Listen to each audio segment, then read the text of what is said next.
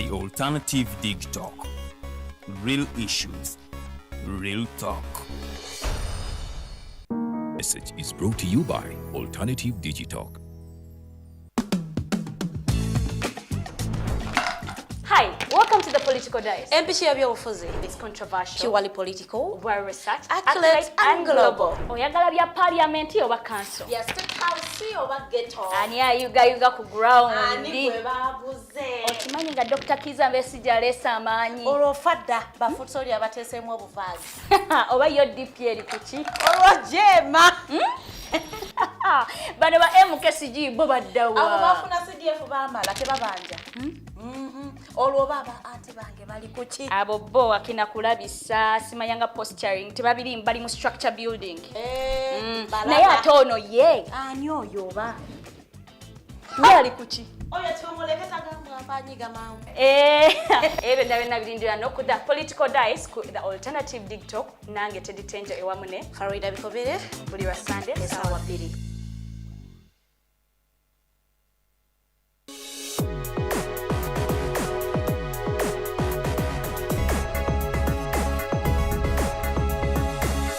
The Alternative Dig Talk.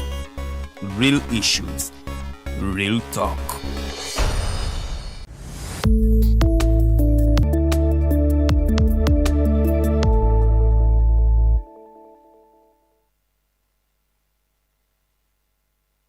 Our viewers, I can't thank you enough for being with us here. My name is Norman Tumuhimbise. I am sitting in for Comrade Edgar Matthew Karuhanga. I don't want to use an analogy of our village where they said put on his shoes and someone was like, no, let me go barefoot rather than putting on someone with shoes that might not fit. So today I hope that shoes will fit. On my right, I am with Honorable Awich Pollar. I would ask you to say hello, and then I will, of course, cross to the other right, and then we see what brings us here today. Sir, say hello to our viewers. Hello viewers. Good evening. My name, as said, is Major Awich Pollar. I'm the Director for External Affairs for the mighty NRM party. Okay, we shall underline the word mighty. Mr. Kazooba, may you please say hello to our viewers, and of course, he has introduced himself as being in the mighty party. I don't know whether you are in the other way around, which is in mighty. But it is collapsing. Say hello to our viewers. Good evening, our viewers. I'm honored to be here. My name is Charles Kazooba. I'm the Executive Director of Center for African Affairs and Diplomatic Studies. Thank you. Okay, it's a great opportunity that we now have a diplomat here. Anything concerning diplomacy, he will give us what it takes and what we would expect of him to explain to us in terms of diplomacy and the rest. That vacant seat is for a one Mukaaku Lubega. He's on his way. So the team here considered leaving it there for purposes of ensuring that once he's here, maybe when he watches us, he's going to be embarrassed and he will run so quickly to ensure that he, he takes charge of his seat. I will ask you precisely, especially to begin with Major Awich Pollar, to give us a summary of how your week has been, and then part of what we thought made news for you and otherwise. The week has been, I hope I will recollect because it has been quite eventful. But when you talk of diplomacy in reference to my colleague, apart from being a major, a council and other things, I'm also a diplomat. I have been serving with United Nations in Geneva, Switzerland for 8 years. And I trust me, that is the headquarters of diplomacy. Yeah, sure. Not only diplomacy in theoretical terms, but you practically see it because it's the headquarters of all the 193 countries, and it has all the UN agencies, UNICEF, World Health, World whatever, intellectual property. So it's really the headquarters of so next time you want to do something diplomatic, you put me in. Actually, was one time making a joke with somebody. Some students from Uganda who were in Netherlands came there and were being rowdy. We told them, tell them, this is the headquarters of diplomacy. If somebody steps on your feet, instead of him saying sorry, it is you who has been stepped on who says sorry. They have stepped on you. Now instead of the one who has stepped apologizing, but you're quick. So I'm really a diplomat, and I hope the diplomacy is reflected in my intercourse with my friends, to use cultured language, to use decorum, to respect my friends' views, to talk with respect generally to others, because it's not only diplomacy in theory, but how you treat your colleagues respectfully. Take us through. Yes. What So made the news, week is or what made your week? it has been an eventful week, but I could summarize it by, first of all, we had the State of the Nation, I think, in the week. The State was a nation was eventful because we were happy that the President was able to go through, to comply with the constitutional provision that demands that Every year he comes every and year accounts. comes. It gives us a reflection of what the country is at that time, and he attempted to do it. Then we had the... Are we using the literal rule of interpreting the word he attempted to? So, or you are using the legal interpretation? Because if you go by because literature, I'm saying... attempted. I'm using the diplomatic language because you cannot present the state of the nation at all. Because the state of a nation simply means how is the country at that time. You put Uganda here and put a mirror. This is the state. Reflection of... reflection. So you can't do it. That's why I'm using the word attempt. He tried to, because you can't do it in all, really. We had a very active routine work at the party headquarters. Like any other party, we know there's 2026, so we have a lot of desk work to do, and a lot of field work to do. We try to comply with the law so that we do all the legal requirements, setting up structures, so that was part of the engagement. But also yesterday, we were in Gomba for the celebration of heroes. It is a day dedicated to Ugandans who have sacrificed their life or their effort, and nearly all of us are heroes. And we thank them and encourage more people in future to be heroes, to continue giving their very all to the Republic of Uganda, whether in sports, whether in health, in academia, whichever endeavor that you do, please know that the country minds about you and thinks about you. So briefly, that is the week. Okay. Mr. Kazooba, how was your week? Were you part of the heroes celebrated in Gomba, or you were, or you are one of the forgotten heroes? Because there are also quite many. First of all, you cannot even understand the criteria these people follow nominating heroes. What we know is that we don't want to reach there now. I don't want you to preempt some of the discussions we have. Give us a summary of how your week has been. In fact, you could even summarize your tweets. You can even see him already charging. So let's wait. We shall ask him, of course, to tell us how they reach out to the heroes. Of course, I may consider June a blessed month. Because we begin with our activities at Namugongo, and that kind of reconciles all of us as a country, countrymen and women. In the past, I used to see even the opposition on that day. Yeah, Namugongo, it's a unifying factor. In fact, Wesija would always go there. But today, you don't see that representation from the opposition. And if we are saying that religion is to be non-partisan, then we expect at least everybody to come together, put their differences aside, and converse with God, because it is for the sake of our country that we always have to talk to God, especially now in these times when there is too much tension. There is a lot of pulling and pushing but we are hoping that those prayers will take us through this year as we also prepare for elections.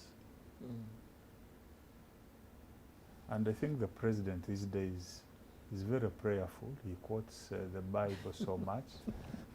I don't know whether it's for political purposes, but I'm hoping that his family keeps praying, because the situation is not really good for this country. Okay. Yeah, thanks, Honorable Awich and Mr. Kazooba, of course, for that insight of how your week has been. But maybe to also take this platform to thank your colleagues for having ensured that there was security at Namugongo. There weren't incidents, at least, save for very few petty things that are literally common things in such big events where 3 or so million people convene in one place.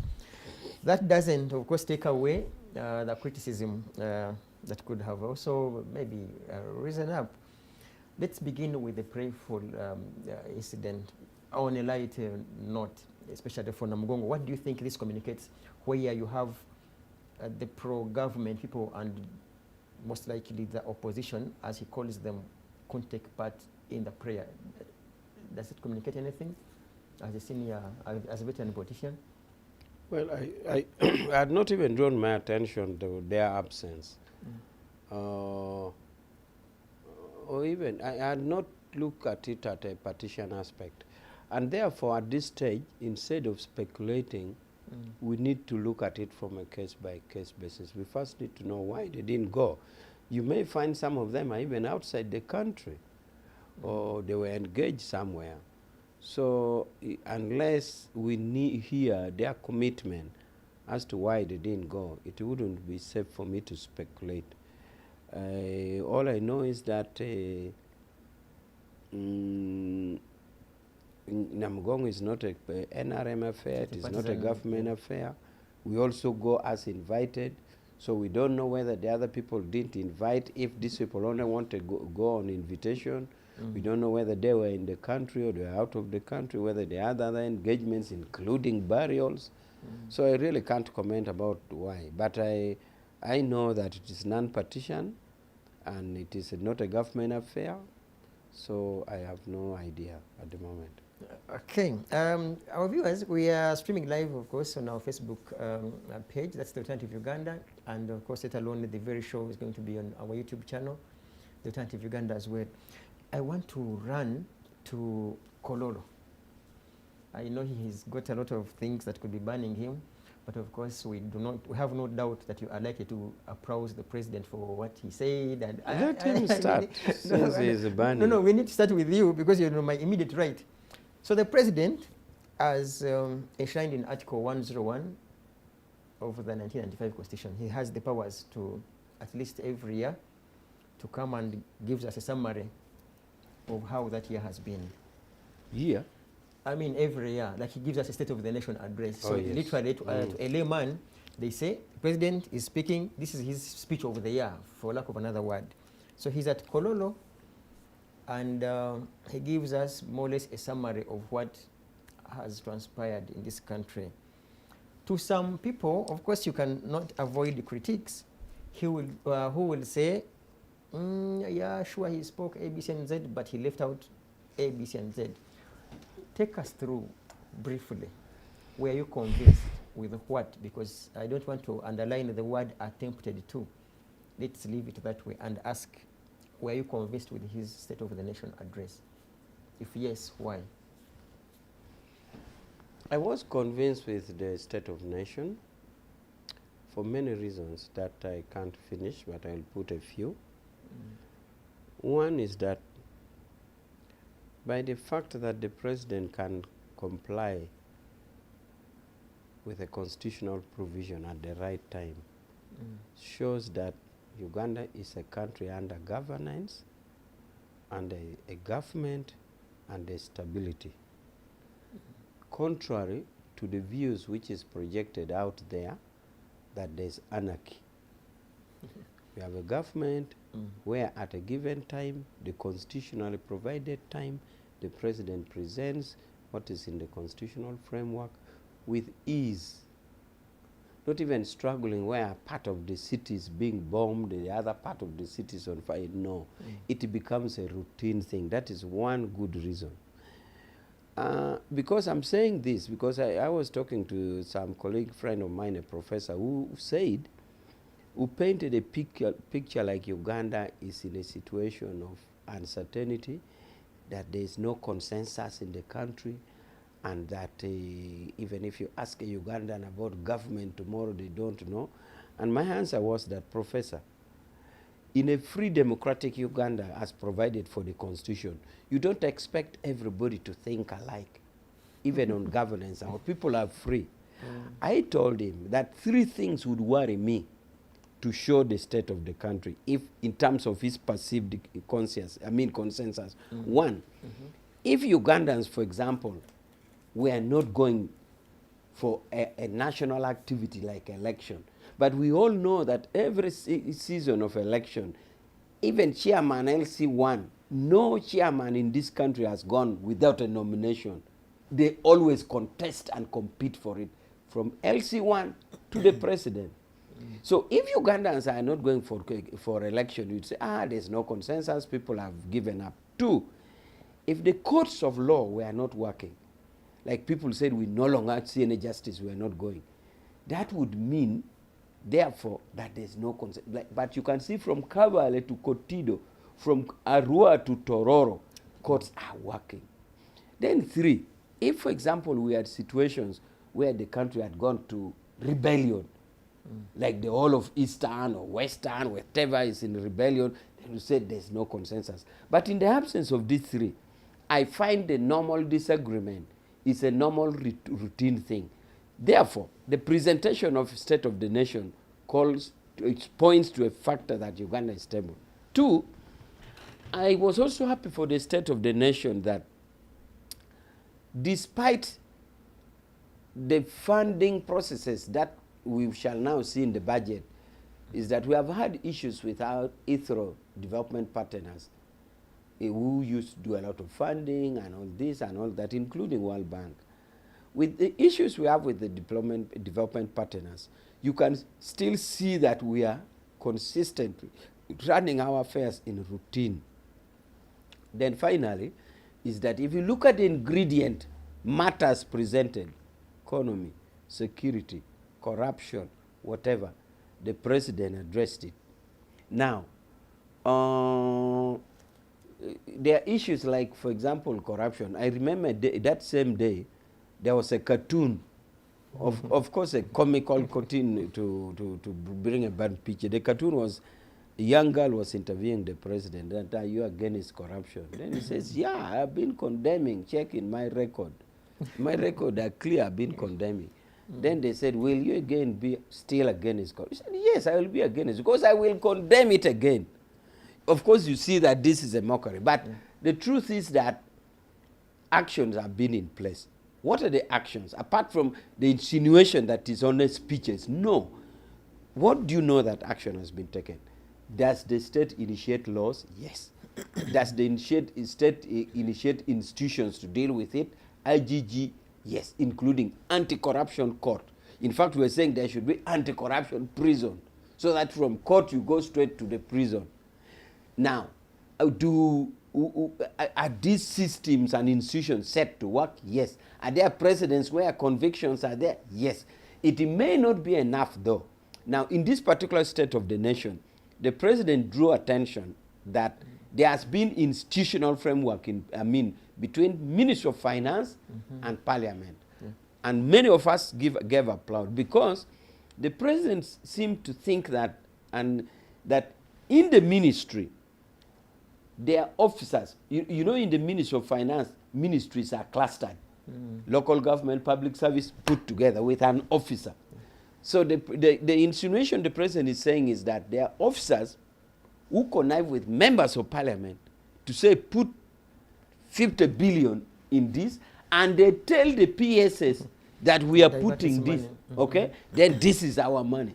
that would be very unfortunate. But now it has been drawn to the attention of the president. He says he had been hearing it, he thought it was rumors. Now he has discovered. Now investigation is going on. Therefore, I'm happy for the state of the nation because one, we are able to do it, show stability. Two, is that amidst challenges with our partners, we are working on our food. Three, is that the ingredients, the list of items tackled were good. So okay, I wanted to cross to Mr. Kazooba, but I think I will have done a disservice to you and our viewers if I don't ask you on whether you would consider the president to be very serious when it comes to what he said, as you put it, as in someone who has been in power for now close to 38 or so years, and he's like, oh, you know what? I have now proven. I had thought that it was just a mere rumor. Would you consider him so serious, in your view? Yes, it is serious because you see the particular misdeed he's talking about is not a misdeed which has been going for 38 years. Corruption evolves. People have their brains, even using technology. As technology evolves, technology also gives room for mischief. It would be wrong if this particular mischief has been going on for 38 years. Then you'd say, hey, you are now discovering it this year. No, this is an aspect which has come along the way. If anything, I think it is not 2 or so financial years. At the very worst, it is 1 financial year. So you cannot blame the president that he is talking about this thing and is discovering it this year. But on all other aspects of corrupt tendencies, it has been dealt with. We have precedents, we have a record, court record of convictions. We have also, of course, acquittal or loss of cases by prosecution, by IGG. But in this particular case, it's not that the president has been seeing ministers of finance, parliament, accounting officers conniving for 38 years. I repeat, corruption with many factors, including technology, there are new aspects which come up. So in this particular aspect, it's not a many years thing. I will come back to that. Of course, I don't want to ask. I don't want to conclude that you want to blame technology for, of course, for multiplying the theft. Mr. Kazooba, you have heard from Honorable Awich, and one of the most burning concerns was on whether or not he would consider Mr. President for being very serious this time around. And he's, by the way, he uses this word, we shall crush them. So I don't know, do you think the president still has the powers at 80 now on, to crush the thieves, for lack of another word, or the corrupt, that the same people he has failed to crush when he was still young and stronger? Proceed. It's not real about having the capabilities to deal with corruption. I've severally argued that it's an NRM policy for corruption to thrive. Actually, the president weaponizes corruption. And those of us that keenly observe what he does and what he says, I think his State of Nation was a masterpiece on corruption. Why? He can now segregate and say, these ones, even though they are stealing, they're not very harmful to the country. Then these ones are harmful. He's not sure what they use the money after they have stolen it. So we should deal with these 2 categories. The ones he says are dishonest, and they are dishonest because they are working together, I think, with the traitors, the ones he calls traitors. The corruption he actually sees is purely political. And it's very deceptive. It is non-existent. What he calls corruption is non-existent. Because his argument, arguing that somebody is working for foreign interests, and you can't adduce any evidence. If there's anybody in this country who has been promoting foreign interests, it is President Museveni. We have a diplomat here who tell us what it means. So, is the top promoter of liberal democracy a political system designed by the Americans and the Europeans? So who is promoting it here? Liberal democracy has all these components: multipartyism, human rights, everything that is there that the citizens yearn for is contained in that political system. And President Museveni, by the way, even this regional integration is part of that system. So for him to say, to claim that there are people who are working for foreign interests just because they have exposed the rot, the theft, the thuggery in the government is so unfortunate. Very, very unfortunate. I think it is merely blackmail and intimidation. Me, even today, I look at, for instance, Agatha at Haire and Spire Sentong as our, in fact, they should have been given awards yesterday on Heroes Day. Yes. This country, this government should have given those two awards of heroism. Because what they did, very few have the courage to do it. Don't think that people didn't know there was a mess in the parliament. They knew, everybody knew. But having the courage to go in the public and tackle that mess on behalf of the country. So, Mr. Kazooba, do you concur with the President that there is connivance between the Ministry of Finance and Parliament that, you know, leads to the thuggery, for lack of another word? That is comedy. Who is comical? There is the thieves or that he who condemns them? You see, me, I've told you, I've been following Museveni's words and actions. Even his demeanor when he's talking for more than 2 decades. I know you cannot claim that you are the most informed Ugandan in this country because he has the privilege. He receives intelligence at least on a daily. And you say that you're just hearing it for the first time. And now you are sure it does happen. It has been going on. He knows. He knows. So it is not good to come to the public and then you lie. He knows that people have been stealing part of the budget. Actually, to some of us, we estimate that almost half of the budget is stolen. Almost half of the budget is stolen. And it is stolen by who? By the bureaucrats together with the politicians. They steal together. They steal together. But what they suspect? Like in a minute, and then across to Mr. You know, there has been a lot of pressure on the speaker. The president himself had mounted quite a lot of pressure on the speaker. It came to the house. In fact, that house would have led to either the speaker's resignation or her censure. But it appears my comrade here is a lawyer. She could have entered into a plea bargain. Possibly there is information she sacrificed to be protected. And that is what exactly happened.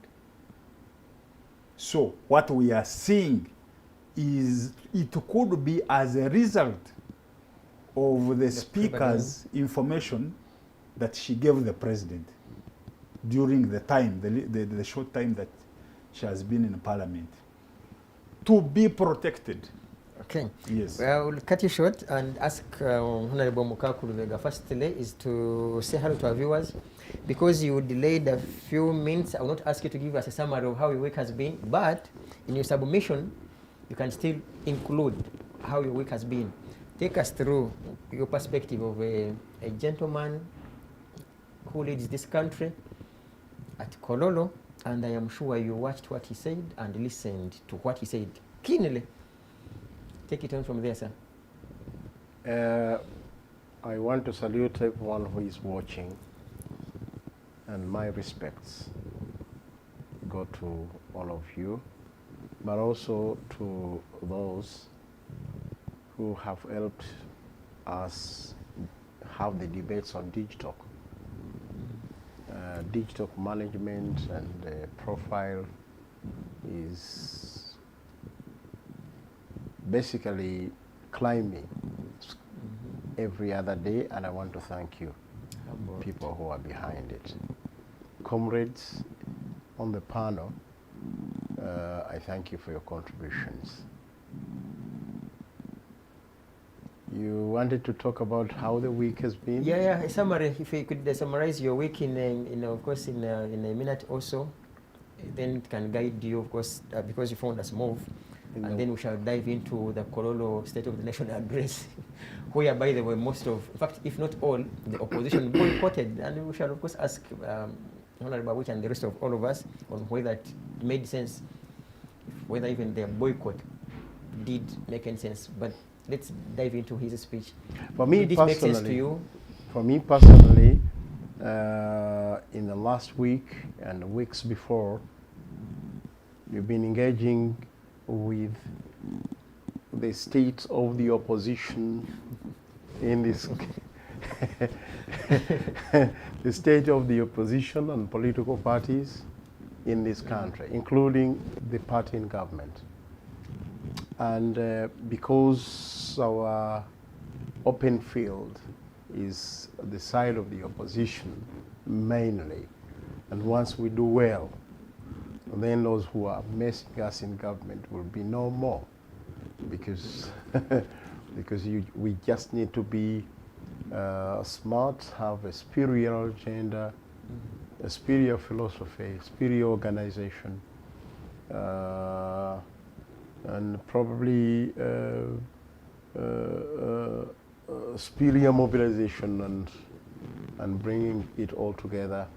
Then what we think is insurmountable will be gone, to the extent that we shall win over comrades Afande Awich. So it should be, we shall win them over to our side. By the way, that Afande thing is derogative.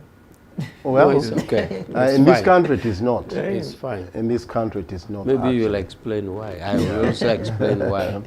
Why I don't take offense. In this country it is not. Ugandans are. It's a country which wants to give respect to everyone. For the avoidance of doubt, I don't know where I picked the background. I have a Tanzanian trained officer. And you know, Tanzanian, their basic language is Swahili. So I found in Swahili in Tanzanian, TPDF, Tanzanian People's Defense Force, they continuously use it in reference to a superior above you. As to the origin and the genesis, the Tanzanians will know better. But I know the Tanzanians, in their professional training, if it was derogatory term, they would have discouraged it. But it's a term borrowed by Swahili usage from the Tanzanian army, to refer to a and the Tanzanian use it. For example, even if you're in cadet, you know, junior instructors teach you. A cadet officer is ideally above a corporal, but you find an instructor is referring to the cadet as a superior, even when he's instructing you in parade. And likewise, a Tanzanian lieutenant will refer to a captain as a fund, and a Tanzanian major to a lieutenant colonel. So the usage is very common with the Tanzanian, and that is where Ugandan Army Swahili borrows it from. And I've done a 14-month Tanzanian course, 1 year, 2 months, and I did not find it derogatory. Proceed, sir. Well, I can also say language grows and develops. even words transform. In our political dictionary here in Uganda, we have a word called Senkagale. Senkagale. It's now everyone knows it, and you don't have to be a Muganda to know it. But Senkagale was had a lot of connotations. This means rebellious, non-conformist, things of that nature. But now, Senkagale is the boss of a party who has supreme authority and effective authority over the institution that they have. But if you went back to the real meaning, then, yeah. So language grows, words transform, for better or for worse. Going back to the state of the nation, yeah. Mine, the week, has been redressing what is revealed in the state of our political democratic institutions, and more so because I'm an operator in the opposition and an activist.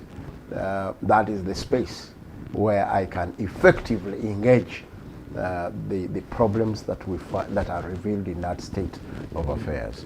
I've gone around Busoga, around parts of Bunyoro, little parts of Bunyoro, Uganda, and now all roads lead to Masaka on the 21st. I'm sure even Comrade Awich and Kazooba will be invited. But under which umbrella? I would very much we shall want reach to. it there. It's just an occasion where we see the country, the civic world, rising up in spontaneity to claim ground on the things they feel the country should take dear. For example, why don't we celebrate quality leadership? Yeah, and as we decide to celebrate quality leadership, then our children and the next generation will know that that is something dear to fight for, because once a leadership is kaput, the country Does that mean that you wouldn't take offense if the NRM also celebrated the quality leadership over their president? No, there'll be people. Well, Mr. Awich might say when the civic, because what is going to happen in Masaka, we see this. I've specifically chosen my word, the civic, the civic leaders rising up in spontaneity is where first of its own kind. We see bishops, large bishops, together with some cultural leaders saying, we need to pray for this. Isn't it unique?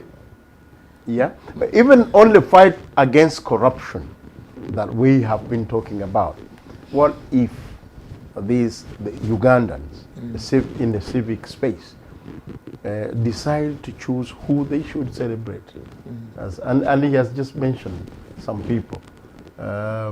Maybe that's how we can also give meaning to the word celebrity in this country, which has been messed. We talk about celebrities who are not actually celebs, who misrepresent society, who in all manners of the word. So that has been my week, and I'm sure everyone is watching the space. Yesterday we were in Busoga, and we are reconstructing not just how we must be led, but who should lead us as an individual, as a team, quality leadership. And we are saying Uganda deserves better.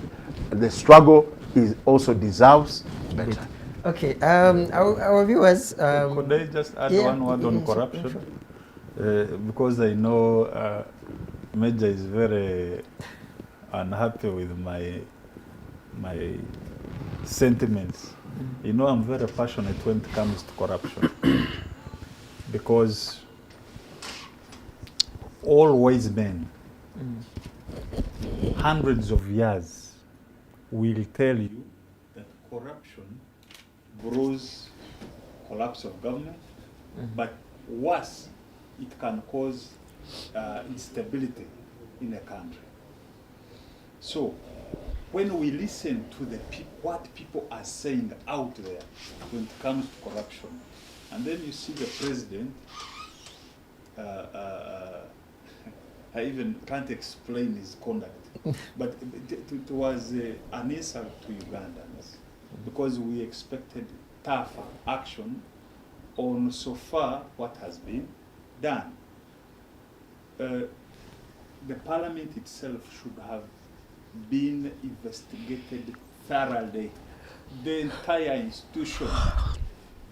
But the other side, which is a fact now, because you know I like reality, is that the president, the way he is now, cannot handle corruption. Because if he dares to, they will remove him. I'll come back to that. I want to ask you, Mr. Honorable Awich, as part of the State of the Nation address, what stood out for me is that the president said our economy is literally, of course, going up, and he was like, we have transited from the three, I think he used the three C's to now also three T's, where he meant coffee, copper, and cotton. We have transited from that and also added tobacco, tea, and tourism from coffee, copper, and cotton. Do you, in your view, of course, given the state of corruption, which we shall literally, I have put this magazine here intentionally, and I will refer to it to highlight some of the corruption scandals in this country, and we shall of course ask your opinion. Do you think we are moving forward economically before we even talk of security? Because security has also its own shortfalls. You have seen people, kung fu, karate people, young people here in town, hitting people with karate, all the skills. So let's talk about the economy first. Do you think we are going up like once Honorable Kasaja said that we are going up? Yes, the economy, we are going up. And I would say figures don't lie. I'll come back to it later. But let me say this briefly, that Mr. Kazooba says corruption is a policy in NRM. I think it's such a sweeping statement that is uncalled for. Oh, it's a practice. You see, when you talk of a policy, in most cases, even policies are documented, agreed on, and you can even cite it, policy number 4 on page 2. It says this, or it has been proclaimed somewhere. So my friend really throws words anyhow. He throws the words anyhow. There's no so policy. But unless you want to contradict your chairman, party chairman, in his State of a Nation, he has said we must forgive the mistake makers and only guide them. Let's give him a room. That is policy. Well, that's not policy. You see, unless we don't hear the same thing. Even in law, what is punished is the intent. That is what is punished, is the intent. Let me put it simple for you. I bought a Karamoja. Did you know that if a Karamojong came and uprooted a cassava from Otuke district, a full sack, and is arrested and taken to court and charged of theft? Karamojong originally believed that cassava grows by itself. If the court really was convinced that this Karamojong doesn't know cassava is planted, do you know that he will not be convicted? If the prosecution came up and said, no, this Karamojong is lying, this man was in Kakira sugar work. He did labor work in Kakira, and he used to move around Kakira. He saw cassava being planted. Oh, this man was Lugazi. How can he come and tell this honorable court that he believes cassava is wild? But if the court found that this Karamojong was actually in the village, in the bush, and did not know cassava, he has not committed. So what the president was actually saying was that actions, not all actions are criminal. There are actions which are intent, and that is what is punished in law. The mens rea, the guilty mind, and the actors rea, the act that you did, which you know guilty. So maybe the president made that statement and it is misleading to some people. But what in effect the president is saying is a known philosophy in law. And that is why if you drove a car and knocked somebody, Kazooba, you will not be criminalized for knocking. You'll just pay for compensation for loss of life. Because when you knocked, you didn't even say, let me knock him, let me knock him. So basically this is what the president is saying. I gave you, I wish you let me do On that. that So, point, don't leave it. Give him a second. Don't, for us, our argument is it should not be the mandate of the president to determine what is a crime and what is not a crime. Yeah, you're a lawyer. But you will know that even Take a crime to be taken to court, it needs the state, and the president is the head of state. So you will have the state agencies that do investigation and presentation.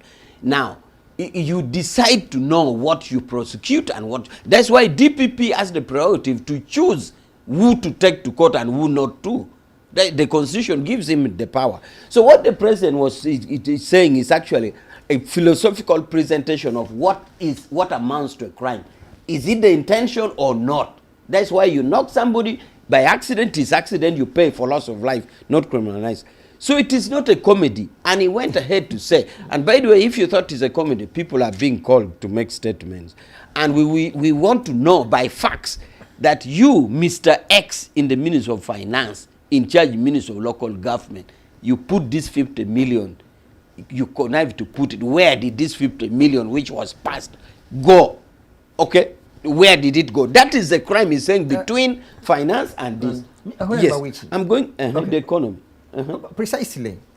I want you to educate our viewers there that which other powers that ought take on the mantle to supervise Parliament as is, especially when it is corrupt as alleged, as in must it be the president? Because I want to give you an example between me and you and the two other comrades. Know that a few centimeters from the main building is a parliamentary chambers that which chambers have been under construction for, close to 4 years.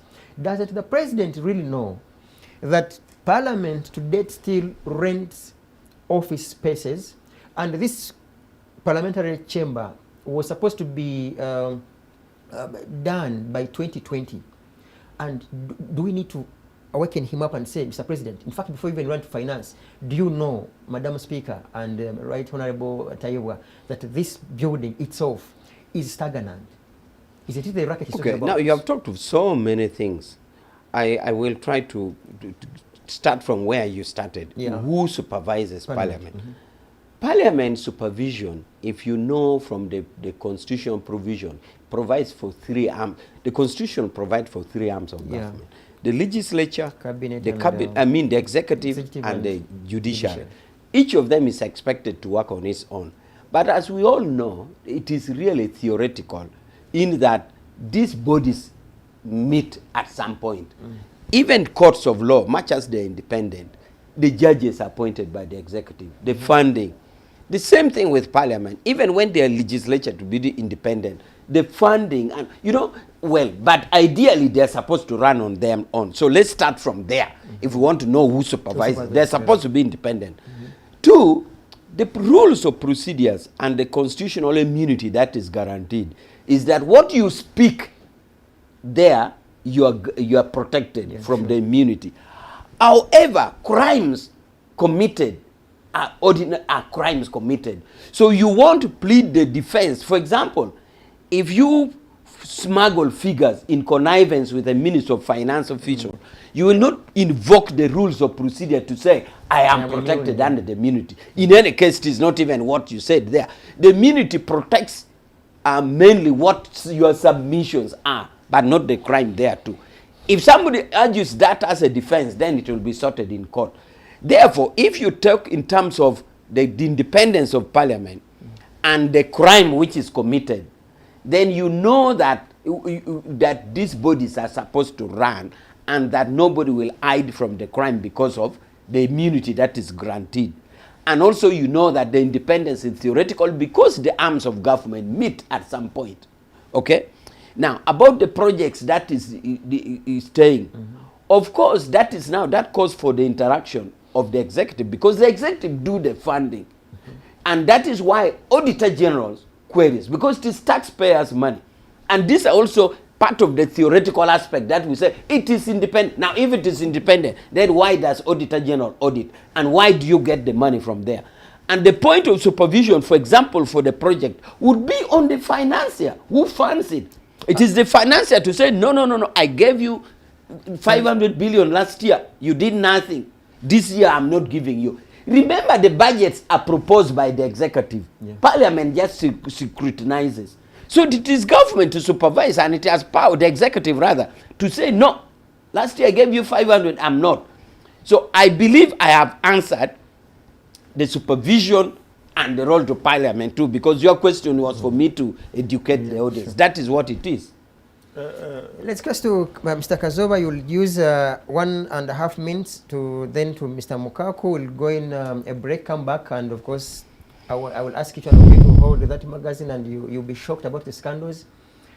Then we shall proceed. I really have a problem with this whole thing, and that is why I call it comedy. It's purely comedy.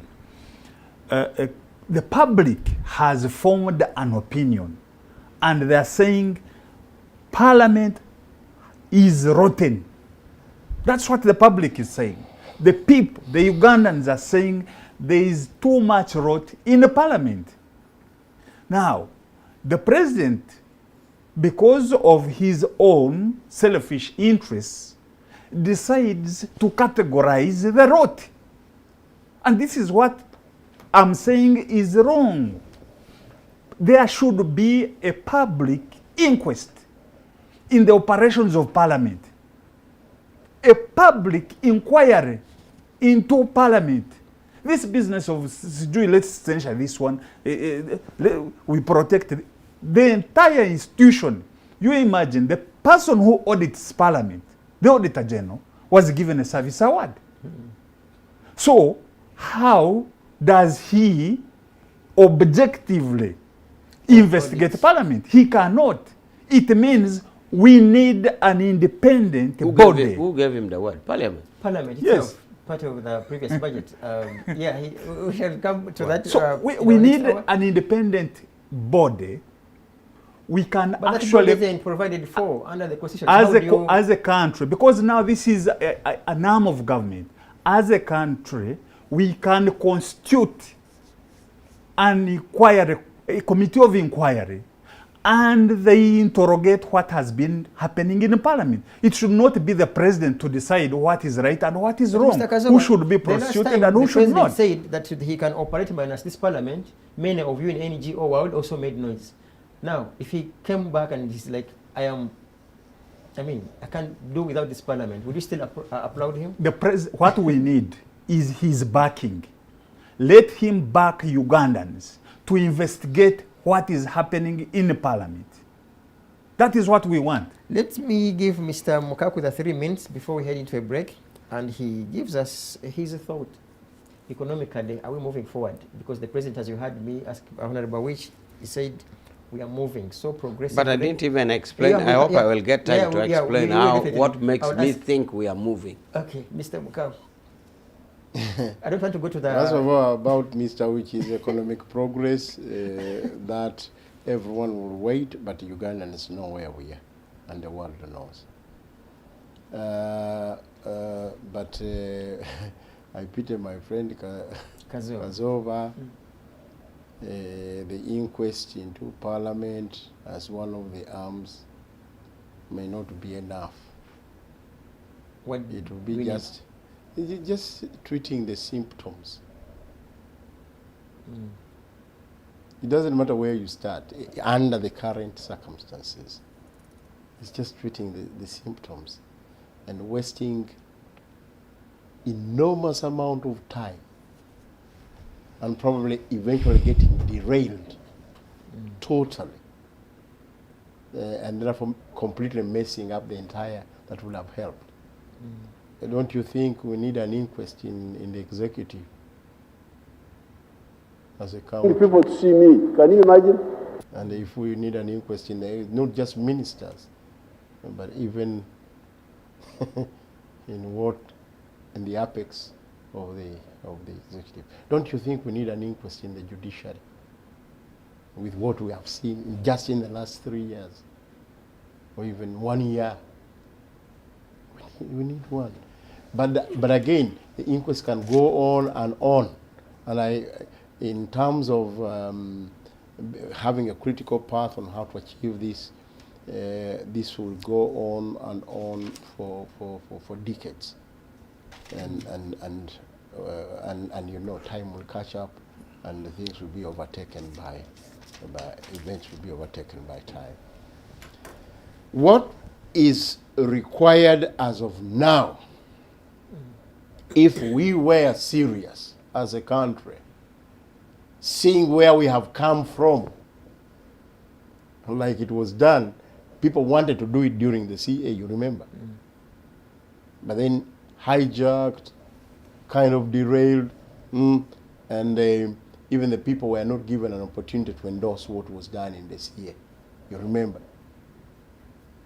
Somebody came in, said he denied the people the opportunity to do so, and he claimed this is the best document.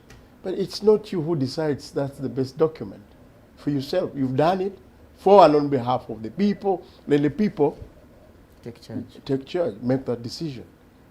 It was not, the opportunity was taken away. So what we need now is electoral, constitutional, and political reforms. We may want to look into all the details of who has done what. That, I'm telling you, will go nowhere. You have an incongruent separation of and the sharing of the power that is today. One overriding institution, one overriding office, yeah, and which has basically, and I met you here saying, look, it is not, it is somebody who is responsible for all this. And that somebody may not even know that he's responsible for all that. So if the country need to refocus, and especially because now we are at the edge of three major things. Number one, this is the penultimate. We are now coming to a penultimate year in the electoral cycle of the country. Yeah, of the country, the 5-year electoral cycle. Less than 6 months to that year, the critical year, 2025. Don't talk about 2026 because it is not there anyway. 12 weeks. I mean, 12 days. It's not even 2 weeks. I've always been saying this. And what our people do, what the architects of that do is to kulobesa. To kulobesa. 2026. And everyone thinks 2026 is still far, 2 years. The process begins next year. Yes. The process has already begun anyway. Because the moment they issue the roadmap, yes, everything is done. Yes. But then, so electoral, constitutional, and political reforms. That is key. I will cut you short so that we can have a break of half a minute or thereabout, come back, and then ask what type of reforms do you suggest. And then we shall come back to Honorable Awich. I have quite a lot, especially this magazine here. We're coming back shortly. Don't go away.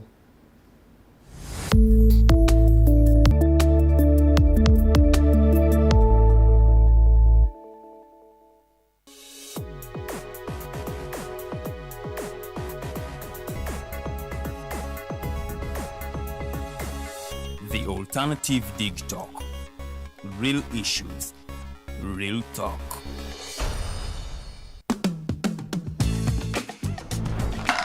Hi, welcome to the Political Dice. Empishi ebyobufuzi. It's controversial, Purely political, well researched, accurate and global. Oyagala bya parliament oba council. Yes, State House oba ghetto. Ani ayugayuga ku ground. Ani gwe babuze. Okimanyi nga Dr. Kizza Besigye aleesa amaanyi. Olwofadda bafutoli abateeseemu obuvaazi.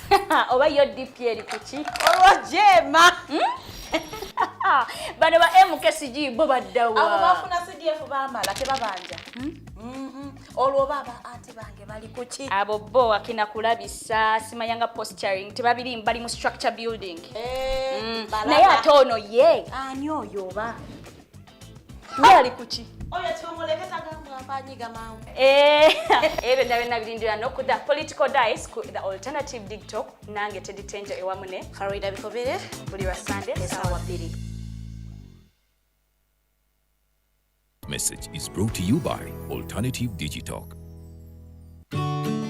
Hey Teddy, have you noticed how little attention science and health issues get in the media? Totally, Edgar, yet science information is very important. Yeah, for sure. That's why the Health Journalists Network is here. How can they help? They are a group of journalists dedicated to advancing public understanding of healthcare issues through impactful reporting on health and science. Oh, really? Yes, they meet up every month with scientists and researchers, policymakers, and activists at the science media cafes. They then relay what they discuss to the public. Does that benefit us? Oh yes, very much so. This helps with health and science literacy for a healthy Ugandan society. Okay. I love getting informed about science and health issues. Health information makes all the difference between life and death. I'll look them up and engage them. That's great. They are based all over the country. Oh, okay. That's interesting, and they should be making real impact. They are empowering health communities through journalism.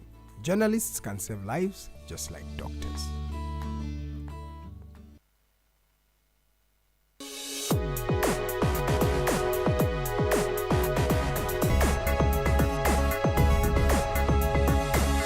The Alternative TikTok.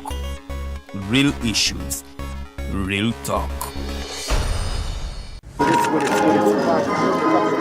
On Martyrs' Day, June 3rd, President Museveni committed to deliver a detailed statement on corruption in his State of the Nation address as he acknowledged concerns that it has become problematic.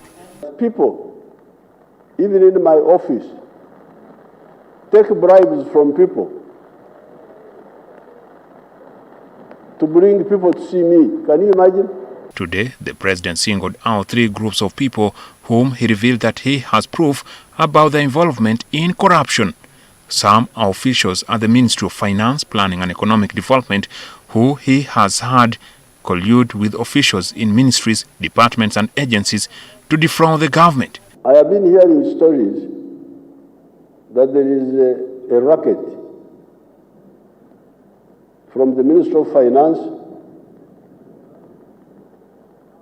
to Parliament. Ministry of Finance, they arrange with the accounting officers of ministries to come to Parliament, working with some people there to provide certain funds, provided you take a share. The president said that the third group are citizens influenced by foreigners to taint the government's image. You go and make a bad report against the government of Uganda, and we shall give you an award, and the award will have so much money attached to it in Europe. I wish them good luck. That money of betrayal, we are following it up. They think that we are fools. I don't know why they think so. Museveni threatened to have these groups crushed based on the evidence in his possession. What I cannot tolerate is like this question of saying, we give money to this ministry, but we take a percentage of it as individuals. This is dishonesty. It's not a mistake. It's a crime. It's a betrayal.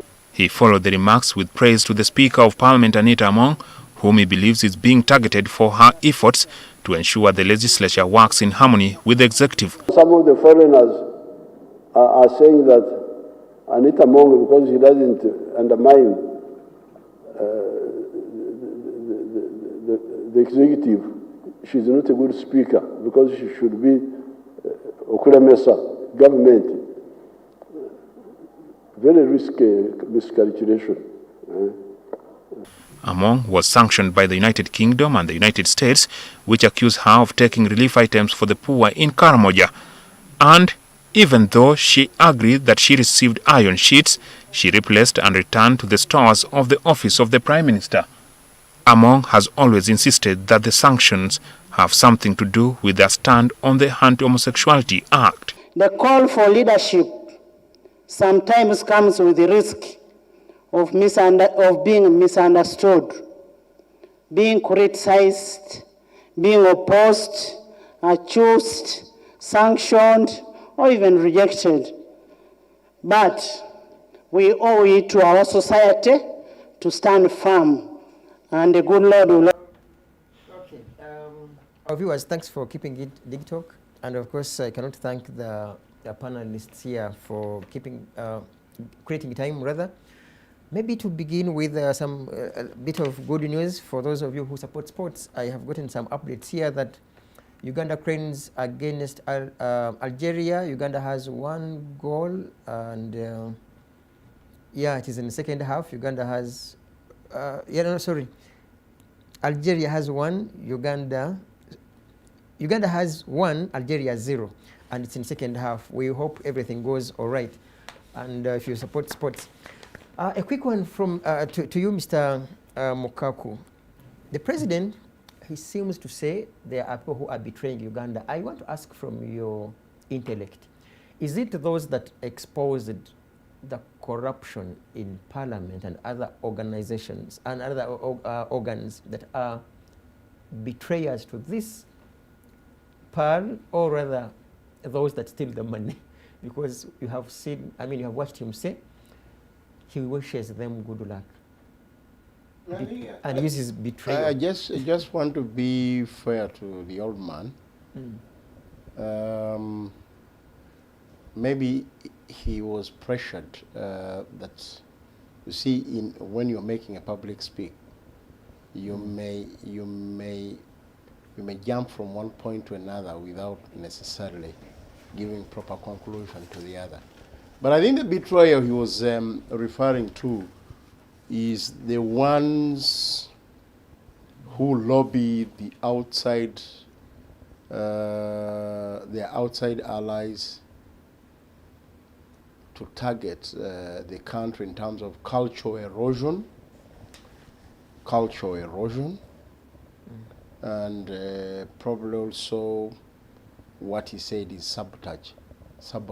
He talked of awards. I think his reference was to people who are getting awards.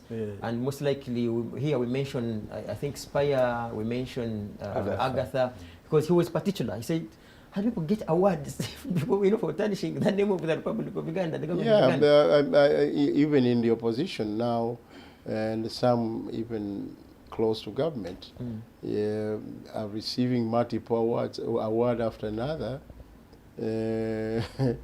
And you wonder, because they are not the greatest that we have seen this country has witnessed. If it is fight for democracy, if it's freedom fighting, if it is human rights, but they receive awards. An award is created in one way or another, and we see them on the plane every other time going for an award. What's your take when he recognizes and appreciates? And I think he's basically talking about those particular words. They are questionable when you look at it. They're questionable.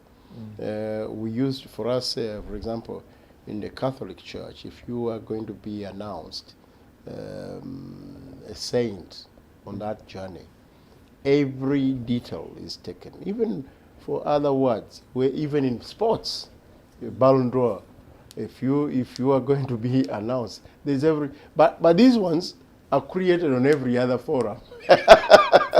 but again, you can the awards are suspect because of the newly established relationships, which we can see has even dividends to the individuals, not basically to society.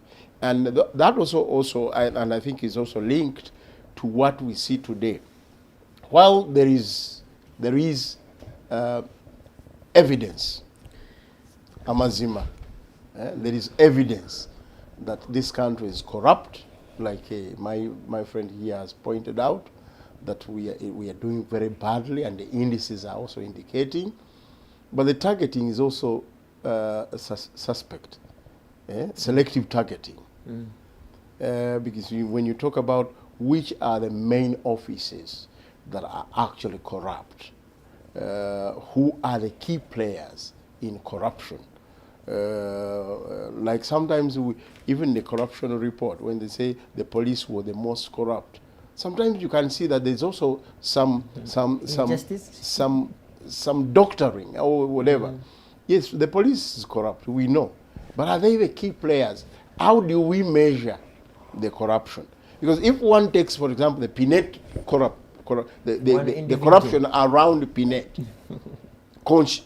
overrides in terms of how huge. You remember the Global Fund thing? Yeah. You remember that? 157 million US dollars.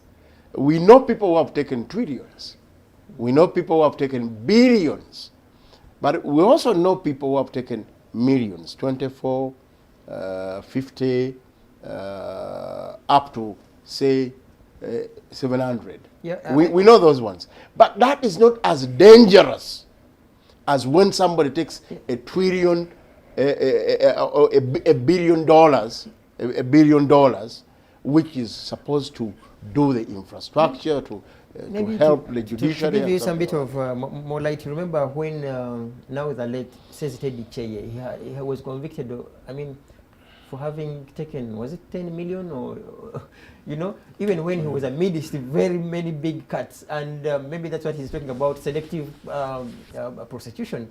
But now to ask, before I cross to Mr. Kazooba, you have heard the president say, literally he's more or less defending the Speaker of Parliament.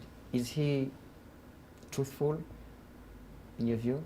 First of all, when you bring the topic of corruption and all this, and you just give a blanket defense, it's not good in my point of view to the head of state. So many things can go on without you mentioning. If you feel it's right, let other offices do the job. Do the PR.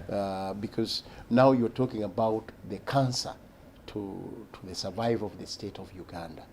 And this cancer, you must be very careful how you exonerate. And your words or your speech can exonerate some individuals who may not all that be so clean. But still, I know also that probably the old man, to give him a benefit of doubt, he was basically talking about, because the Andrew Mitchells, the Campbell Bellingham in the House of Lords, you see how they were playing their game. We have this smart boy, the best, the Right Honorable Yoweri Bishekezi Senyonyi. And we all know who Senyonyi is. We all know his capabilities. We all know, is he? And they look at him as the diamond. Then you see there is something fishy about the awards, for example, to the people you have mentioned, to Robert Kyagulanyi, the repeated awards to Senyonyi. We cannot be made fools in this aspect. I am a citizen of the UK as well as Uganda. I know where the UK is very diligent in earmarking and identifying where the problem is. Okay. When we're going for a break, I gave a notice that we would perhaps just have a second also to, and especially to to Honorable Awich, that this is a 2019 magazine, Black Monday, and by God's grace we happen to have this show on Monday. And it has a summary of some of the corruption scandals, and by that time it was close to 8 trillion lost by 2019. And this is simply just an overview. There could be lots of some other scandals that you may be aware of. But what stands out for me here, which is recurrent, is the Lubega Hospital. Maybe Mr. Awich and your colleagues, have you heard of any rumor that some of the big wings can at least match their save for Parliament?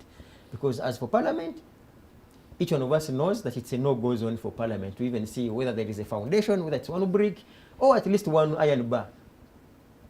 Is your president, as in NRM political party, intentional in fighting corruption? I think I have answered that question as to whether the president intends or has the good intention to do that. I have said it that he has, and I've said, I started off by bringing the other cartoon, the cartoon which asked the president whether he's serious, said, I have condemned, I will continue to condemn.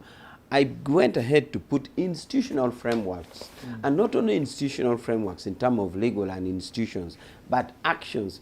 Maybe next time I come here, I should go with the number of reported cases of corruption, the ones which appeared in court, the ones where a conviction was secured, and the ones where a conviction was lost. And I think we should really take note of this, that personal as I which I condemn corruption, and as a party we condemn corruption. And even the chairman is saying it. So it's one point if we're looking for consensus in Uganda. Condemning corruption or being against corruption is one point of consensus. I don't see anybody who celebrates it. But the fact that we have personnel or we have persons who are corrupt, because the truth is, it is there anyway. Is Mr. Wich saying there's no corruption? No, I'm saying there's corruption, and I'm calling for its fight. So I have answered that question. The other question I wanted to talk about is, I think so many things we left behind, but the economy, because you asked and I left it there. I still insist that the economy is doing well. Of course, people have been saying that, can it reflect on the table when you talk of the GDP and all these, the questions. And I said that the figures are even raised by World Bank at a time when we have problems with World Bank. World Bank is still saying we are developing. Now, I would rather make our attention drawn to this economic question from this aspect. Because you cannot value now what is enough for everybody. Nobody, not even in the country like Singapore or even in a Liechtenstein, will you say everything is enough for everybody. No, there will always be a complaint and an urge for more. Therefore, in the case of Uganda, what I want us to use as a yardstick of measuring is, do we have goods and services? Because my colleagues will know that not many long years ago, we didn't have salt, we didn't have sugar. Can I finish, okay, please? Finish, but now, the judgment is, for me, I'm trying to say, since we do, even you will want a second coat tomorrow. You will want a second tie tomorrow. So when will I say you have enough? Now, I want now. Since we don't have enough now, I'm introducing a conceptual framework that we would rather look at the economy of Uganda from the availability of goods and services. Wonderful. I'm glad that I did some bit of economics, Mr. Awich. I want to ask you something. It's a bit of an analogy. Of what importance would it be to a hungry person moving by a five-star hotel with a lot of aroma, of this well-prepared food, and you can't afford such food?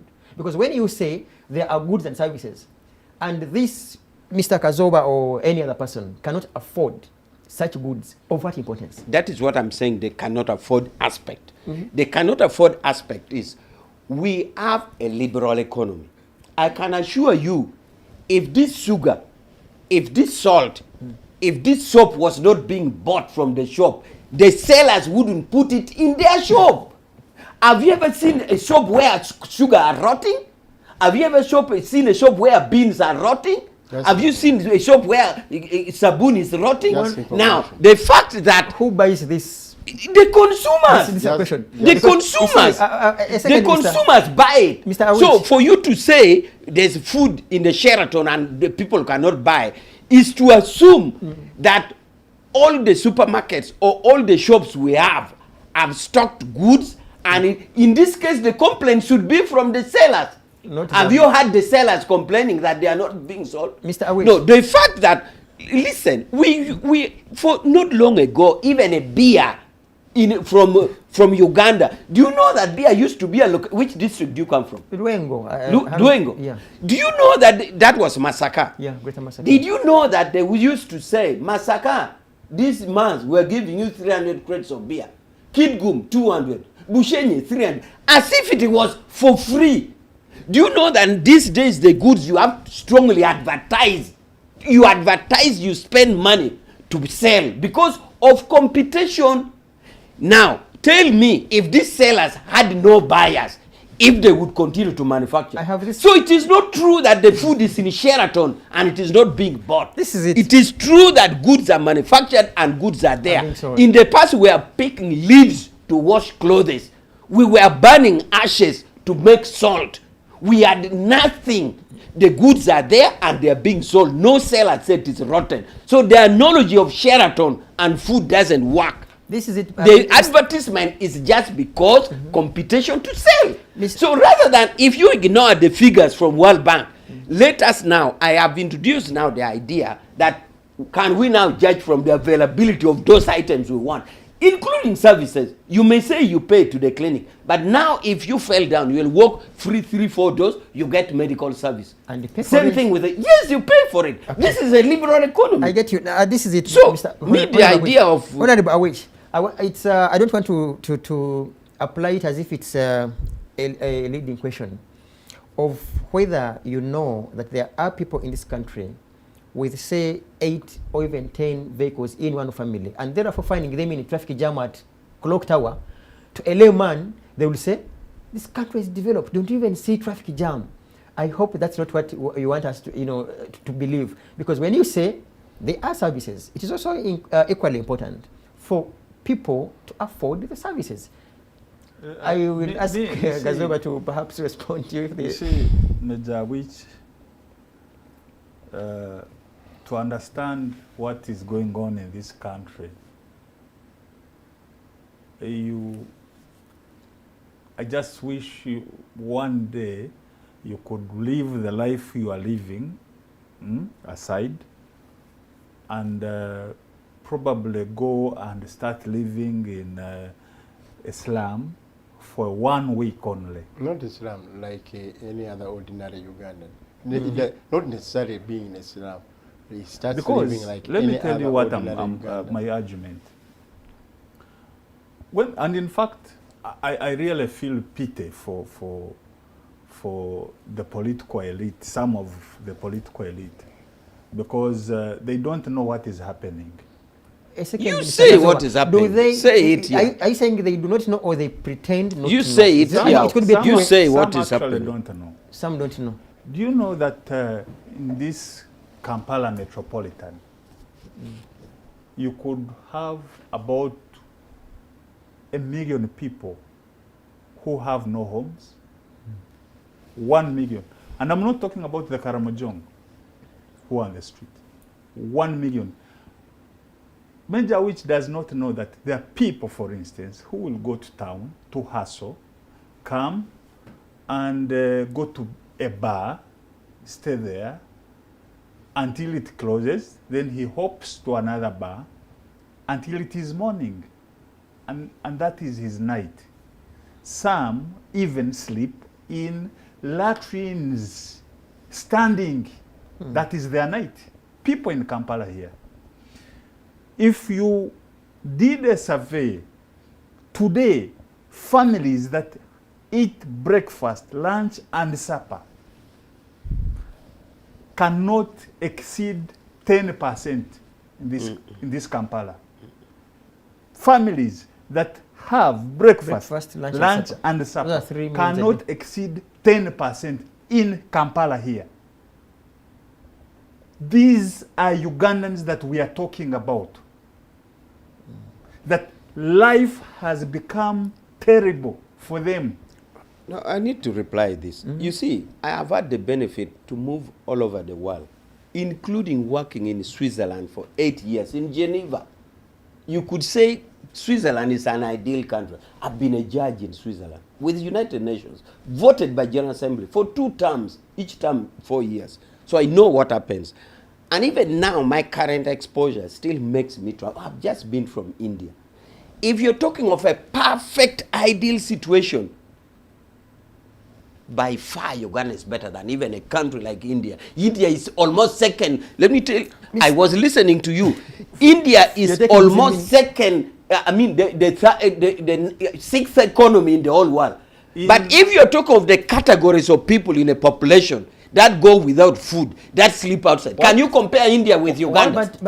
Finally, India, Geneva, I talked of Switzerland. Did you know that in Switzerland, you even have group of people who gather at a train station and the state gives them soup? But if India the government gives them soup. So, Mr. Kazooba, what dream country are you going to have? A dream country which have everything. Even in London, you have somewhere, you have over 1,000 people. In Switzerland, every day they'll give them soup and bread. Soup and in Switzerland. But why? So why are you saying that? Why?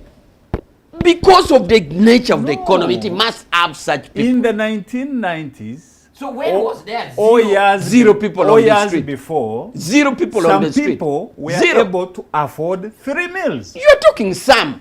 Today, that is okay, some. I think the point is here. Please, you're saying some. Let's protect Mr. Kazooba, but also to ask that the issue should be for us to be truthful to ourselves and say things aren't all right.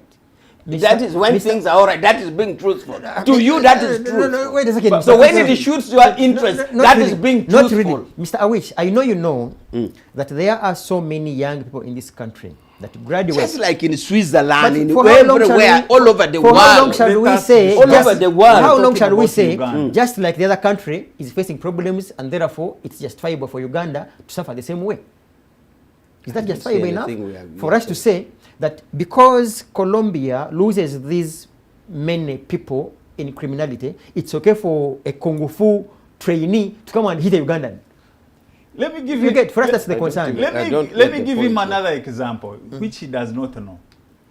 That majority of the young people here in Kampala metropolitan do not eat food. They eat chapati and beans. And just once in a day. And that person is lucky. So when you say things are better, I'm giving you live examples. First, forget the life you are living. I'm living a very ordinary life. I wonder why you say the life I'm living. I live a very ordinary life. When you see this content growing, it is not growing out of the blue. Where is the It is discontent? because these basics cannot be met. Where is the discontent? What? You don't even see that. Where is it? Mr. Awich, You point it what out. do you think causes this criminality if everything was slightly fair? Don't you think some people are simply becoming criminals, petty criminals purposely for them to survive or something like that? You see, when you talk of crimes, we can even go on Google and you will rank, and that is what you don't want. You will find that a country like South Africa rank by far in criminality compared to Uganda, or even a country like Kenya or any other country. So if you are talking of an utopian country, where the utopian meaning the dream world where there's no corruption, no criminality, it's not there. Uganda, if you check on Google, by ranking far behind South Africa.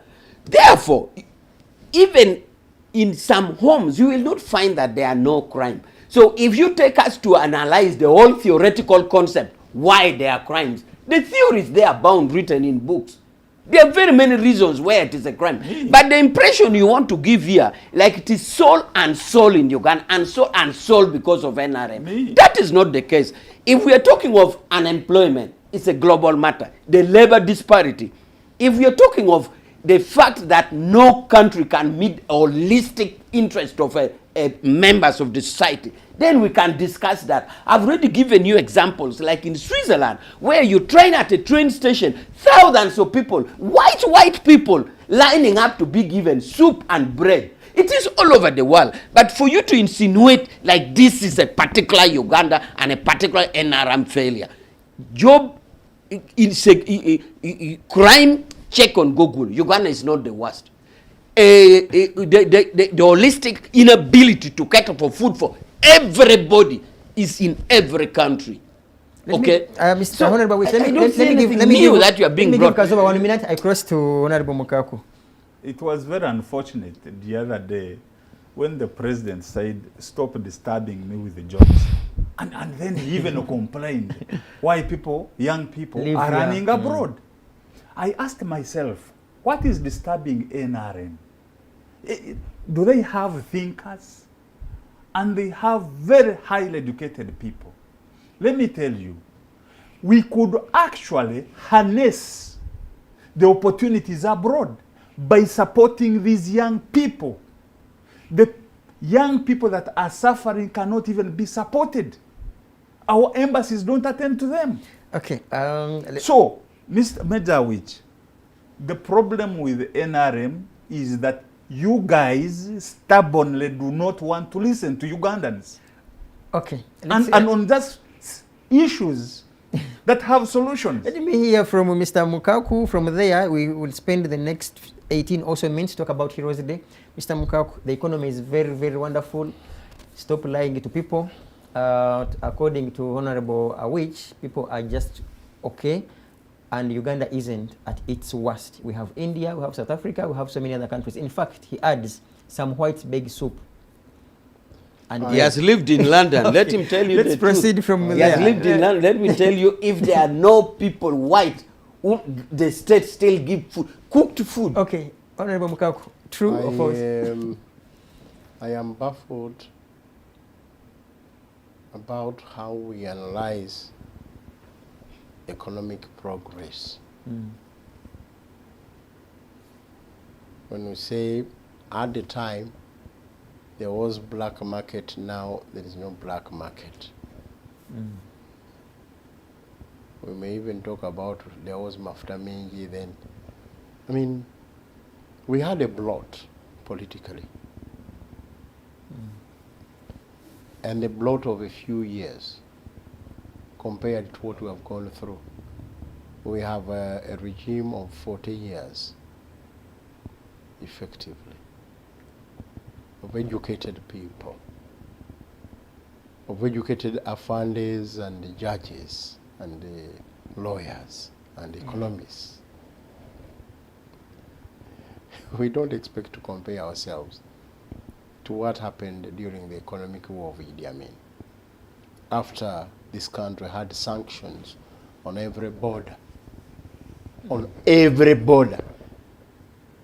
many cases even including the space. We can't compare ourselves to that. Idi Amin, the way he managed the 5 years, because we know Nimeri in the north, blocked. Tanzania, blockade, sanctions. Kenya. Congo, Mobutu, we know. We can't compare ourselves to that. It's like saying, can we now compare peaceful Uganda to wartime Uganda? And I was baffled the way we were talking about it. Rationing. Because today in Gaza, the Gaza of today cannot be compared to Gaza yesterday or probably tomorrow after the war. You can only bring some inkling of your informed and educated comparison. For example, what has happened in the last, how many years now? Is it now 17 years or whatever? Rwanda after the war, and Uganda almost After 40 the war. years after the war. And the managers are, some of the managers in Rwanda were here for almost 1.5 decades. And then you compare the progress. Economic indicators, one of it, from which pass do we steal this money? Because a country will always have limited resources. Limited resources. If you are going to steal this amount of money from your budget, everyone will know how it's going to affect progress. And I will give this disclaimer. The only advantage this country has over many other countries in the world, it is the pearl, it is the bread basket. it is the seasons. You can have 3 seasons a year of harvest. So it will not be easy. It will just be stupidity for anybody going hungry. That's how we even went through COVID, and we praised ourselves, how we have managed, where other countries had failed. Because in this country, even when you are at where he mentioned, the board of Karamoja, and the cassava will be available. So even wild food will be there. So you don't expect people to totally go hungry like it was in Ethiopia, or it was in Somalia or other parts of the world.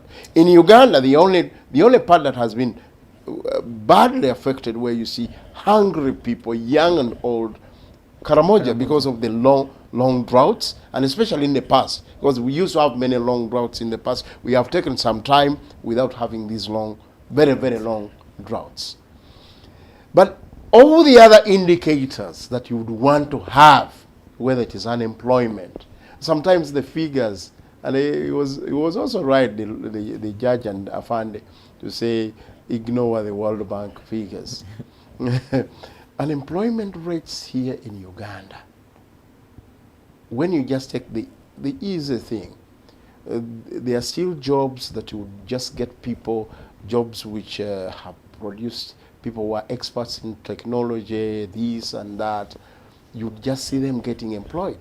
Every year we produce, but only less than 13%. 13%, less than percent, sometimes 4% gets absorbed. Go to other countries. Go to Rwanda, for example, and see how they have worked to provide jobs to the young people. If you want a clear indicator, go to Entebbe Airport and see how the labor drain, people basically going to be enslaved. A young person striving to sell their plots of land, all they have in a family, and get 5 million just to go to Qatar, Saudi Arabia, or whatever country that you can think of. 5 million. And a country which has an executive, president, ministers, educated people like Afande, you cannot advise this young person, 10 young persons with 5 million, or 1,000 young persons with 5 million, get 1,000, create a factory, they work in there as owners of that particular factory, they get employed, and they also provide the country with all the resources. But we are happy to exploit them with our companies which are dealing in labor export, see them killed, we can't protect them. Is that type of economy really functioning? It's a total dysfunction.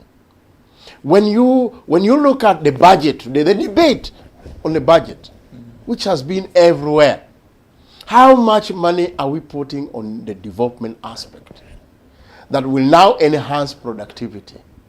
How much are we putting on the recurrent budget? And how much are we putting on debt servicing and debt payment? At least at our level, my comrade Tumuhimbise, and at our level, Afandi and Kazooba, we can understand that an economy which says we shall raise, the other year we said we shall raise how many trillions, and we are still short, very much short of the same, and we don't know how we are going to the bajuned budget of 72 trillions, which has a lot to pay to debt service, to pay the debt, to and most likely and the government which is competing with the local man to borrow, which is borrowing locally, competing with the Tumuhimbise. And you want Tumuhimbise to do what? Because the interest rates are going to be higher. Because why don't I give loans to a government where I'm sure, instead of giving to the...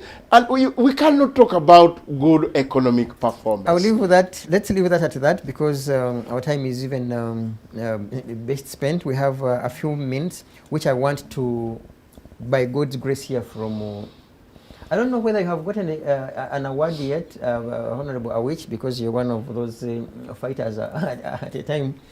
Yeah, it was a Heroes Day yesterday. And what was coming to all of us was some people felt that the president was doing a disservice and, you know, demeaning to some of your veterans. As you know, we saw people beg, Mr. President, and I will use Uganda, pick up border, Jagara taxi, you know those things. I want a taxi. Have been one of the veterans, your veteran said, he drives, he's called it Chibarua. I think Chibarua is like a temporary. You have it. For example, I own a border. Then because I can't drive it in the night, or 8 hours, so I give it to you. I borrow it to you. Dear. Yeah. So this gentleman, and then to him. And the border is not going to even to be serviced. No, which is some of these things might sound funny, but this is your veteran who said he was driving some taxi on Chibarua, as Honorable Mukaaku has explained it, and he begged the president, Mr. President, Nyamba, as in, please give me a taxi. I am tired. Like, I want also to have this taxi. And this gentleman was a Kadogo in your Bushwo then, and of course the president happily, he's like, I have given you a taxi. And it reminds me as one of the followers of some of the leaders in this African continent, where Mr. Mobutu would give people, you know, hard cash, would have the money in his pockets, I mean, in his car boots, gives people money, what's your problem? Food, takes, gives out the money. Is it fair for the president to be seen at a national function, Heroes Day for that matter, awarding, giving people solid support, for lack of another word, and he's like, PA, rather, write so-and-so's name. We should meet him. Take us through. Is that fair enough? Are institutions working to that regard? Yes, but I realize that we are running short of time. Yeah, sure, I had taken note of things that I have not replied to. It is fair for you to use the next 6 minutes, and then Mr. Kazooba's inquest. Now, 6 minutes is enough. Yeah, and then the matter of the issue of betrayal. Too much the issue. Let me give you four. Okay, fine. I'll try to. Okay, now, sir. on the issue of inquest, my colleague answered and said he didn't agree with it, and I saw the two positions. But I think to draw up the inquest, you need, first of all, a legal basis to start it. But over and above, I want to assure you that we have inquest every 5 years.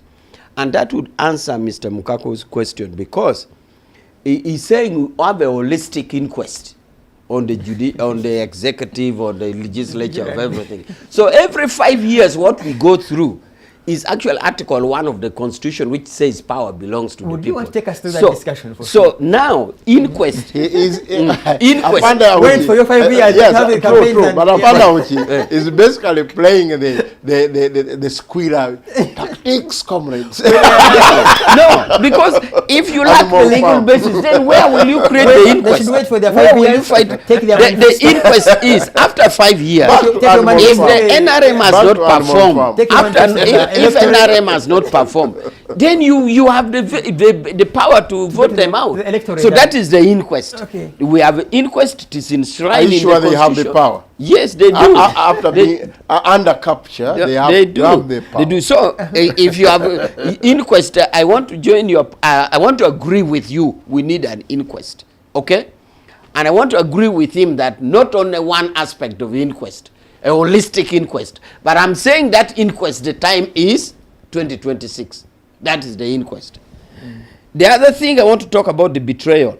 I think the betrayal, we have tried to say that the president possibly link it to the people in parliament, because he puts it to their words. But I also take note of his interesting position on their words, because we have also been seeing our friends in the other actors getting awards. So, but I took note of his. He has very valid argument. But I think the point I want to drive here is that the president is the consumer of intelligence information. On a daily. And we would want to give him the benefit of the doubt. If indeed he has evidence that the people who are getting award, the ones we know got award for exposing corruption, if there's something which more than what meets the eye, then it could be right. But to an ordinary person, they thought that at least Paya and Agatha got the awards because of the exposure. But as I said, the president is the consumer of all the intelligence. He could have evidence to say that what you are actually seeing as exposure, the other day they were there and there's evidence that they did this. The other day they were in this room which said this. The other day they went and did this. So he's the consumer of all the information. And of course, if it's right to say they're acting in national interest, not as prima facie we see exposure, then the burden is on him. He will have to discharge. If I ask you, just in a few seconds, don't you think if the president was intentional of two options, inviting Agatha, for instance, and Spire, and say, okay, gentleman and the lady, can we see what exhibition you have, which proof do you have against A, B, and Z, rather than, because that, in some people's view, that would perhaps mean he's intentional. Why would the president be there, blame these people that are sending such info, whatever they do, and yet these are your citizens? Don't you think it would be fair enough for him to invite them? Don't you think that would make some sense? The decision is absolutely his. For example, if he got such disturbing information about what they are doing, he may choose not to meet them. Or even on top of saying, despite the fact that he has said this, who knows, maybe tomorrow he will call them. So the decision is okay, the decision is. So that is my comment about betrayal and inquest. I come now to your methods of work that the president did yesterday. Yeah, sure. The president is the fountain of honor. He's the father of everybody. And to some extent, some of his fountain of honor exercise of duty is catered for in the budget. That's why you have seen often a lot of money in the budget catered for in that way. Yeah. So as to whether you think is a good method to have given the person you gave an example, I know him very well. He's a fellow Kadogo. I was with him in Kadogo school. Okay. Even yesterday, actually, before he went to speak, he first came to me. And there were a group of about 4 of them, him and Nyakoja and somebody. There were 4. So, and he was not the only beneficiary. There are many others. Yes. So, including Major Kiyengo. Kiyengo was a very strong, he was the leading commander, only second to Ogole in Luero. Ogole on UNLA, the deputy was actually Kiyengo. But in the broad base and the compromising NRM, UPDF, Kiyengo eventually came and joined. But he was the second to Ogole in the fight against NRM. But yesterday was there and everything was fine. Now, do you find any wrong in that way or that modus operandi? I don't find anything wrong in that. You see, and I think this in is a minute, what brings misunderstanding. You see, our revolutionary methods of work is so open.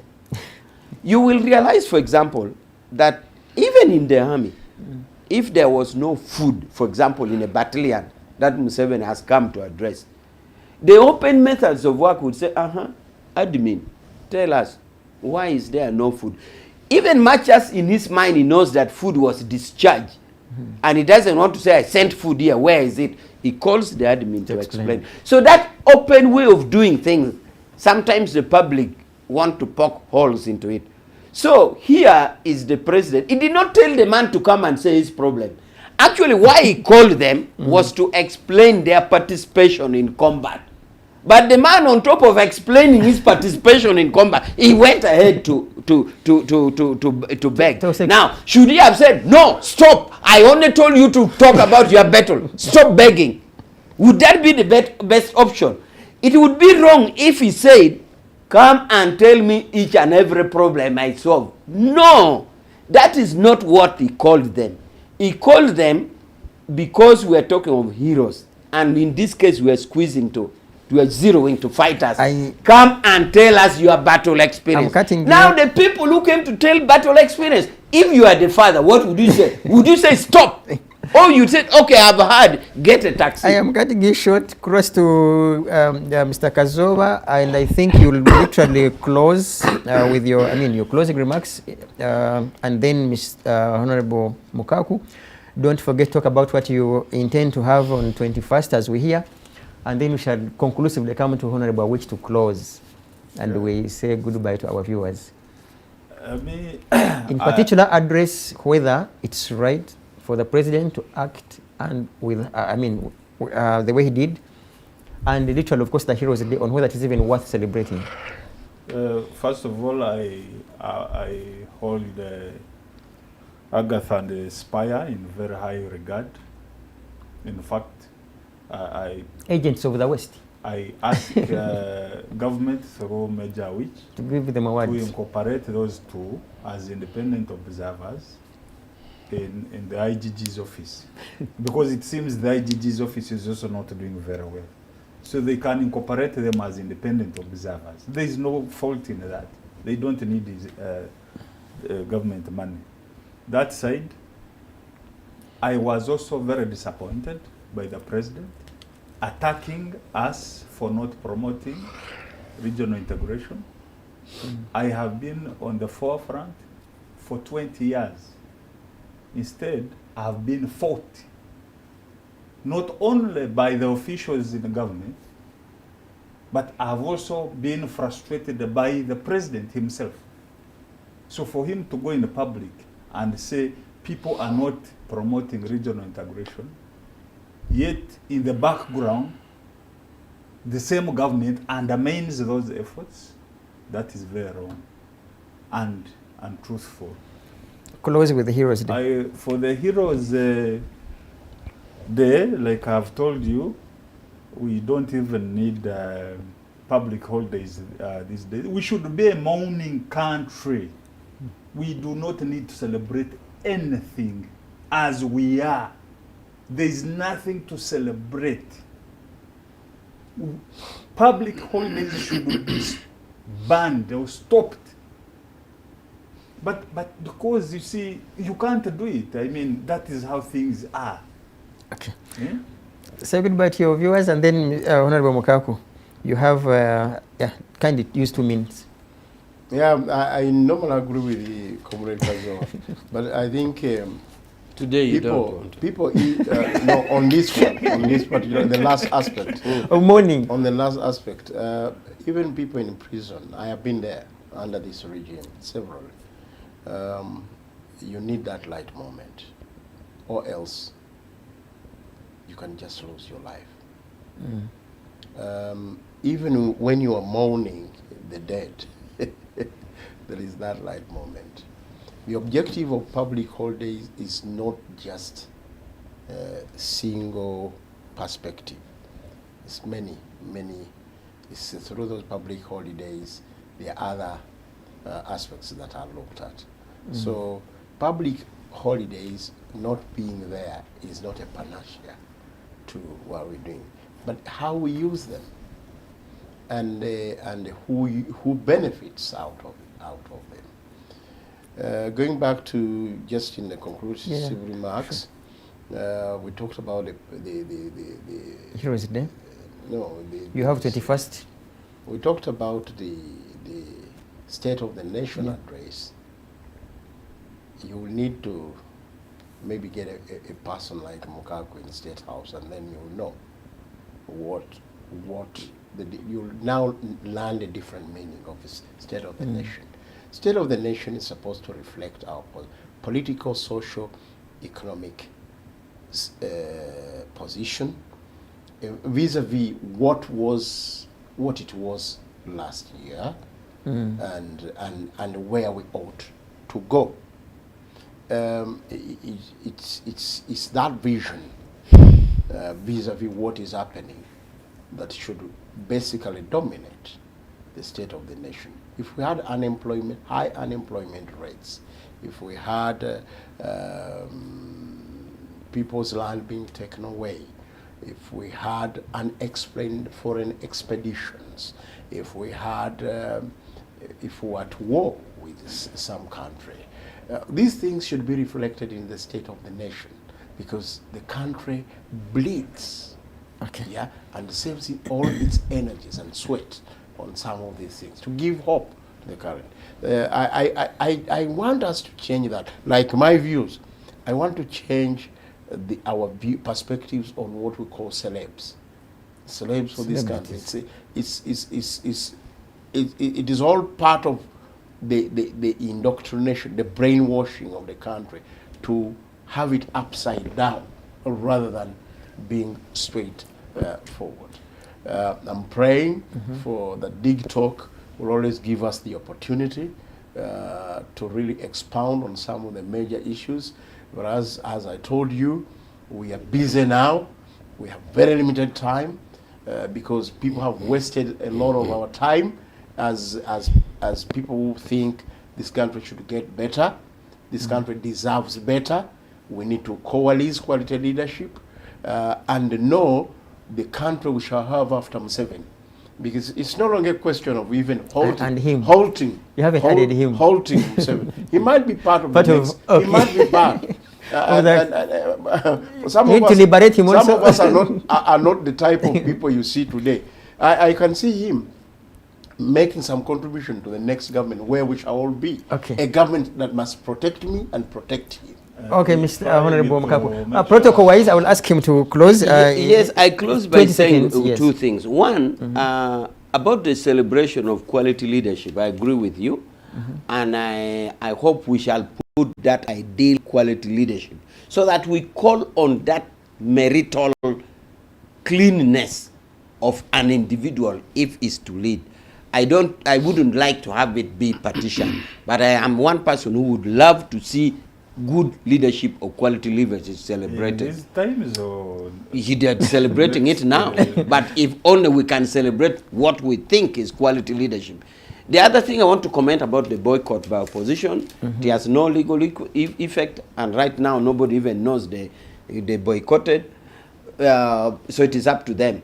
But now, I want to say conclusively that the economy and the country is at peace. Please, I beg an assessment of what is missing in the country. Okay. Comrades, ladies and gentlemen, you have heard from each one of the panelists here, present. As we all know, each one of us moves with an independent mind. Honorable Awich says the economy is okay. Think through. The two of us say the economy is otherwise. Actually bad luck, and even a moderator is not so sure the economy is I am here to well, be neutral. So the vote is the economy is see you. See you tomorrow morning. See you tomorrow. And also keep it alternative digital. May God bless all of us for God and my country.